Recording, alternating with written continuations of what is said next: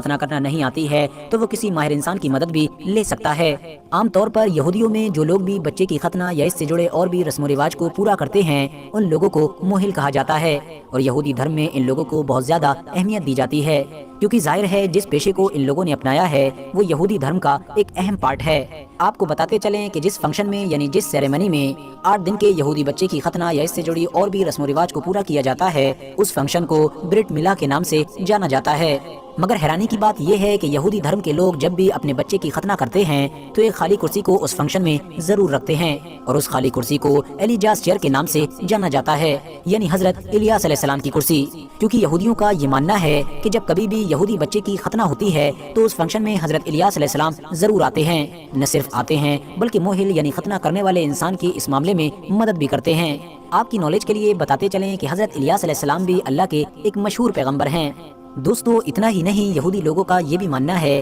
कि हजरत इलियास अलैहिस्सलाम के हाजिर होने की वजह से ही एक यहूदी बच्चा खतना के बाद भी महफूज रहता है, यानी उसको उस वक्त किसी भी तरह की किसी परेशानी का सामना नहीं करना पड़ता है। अब आप लोग सोच रहे होंगे कि आखिर यहूदी लोग ऐसा क्यों करते हैं, तो दोस्तों इस सवाल का जवाब जानने के लिए हमको यहूदियों के इतिहास के पन्नों को पलटना पड़ेगा। आपको बताते चलें कि इस बात में तो कोई शक नहीं है कि इतिहास में वक्त वक्त पर यहूदी कौम को बहुत सारे जालिम और खतरनाक बादशाहों का गुलाम बनना पड़ा था। इस तरह के जितने भी बादशाह यहूदी कौम को अपना गुलाम बनाया करते थे तो वो इनकी धार्मिक चीजों पर भी पाबंदी लगा दिया करते थे, और इन्हीं धार्मिक चीजों में से एक जरूरी चीज खतना भी हुआ करती थी। इन्हीं बहुत सारे जालिम हुक्मरानों में से एक खतरनाक बादशाह का नाम अखय्यब भी था, जिसका दौर इतिहासकार लगभग 900 ईसा पूर्व का बताते हैं, यानी ऐतिहासिक तौर पर हजरत ईसा अलैहिस्सलाम से भी 900 साल पुराना था। इसने भी न सिर्फ बनी इसराइल को अपना गुलाम बनाया बल्कि अपने बीवी के कहने पर इन लोगों को अपने खास देवता की पूजा करने पर भी मजबूर किया था। साथ ही साथ इनकी बहुत सारी धार्मिक चीजों पर भी पाबंदी लगा दी थी, और उन्हीं धार्मिक चीजों में से एक जरूरी चीज खतना करवाना भी थी।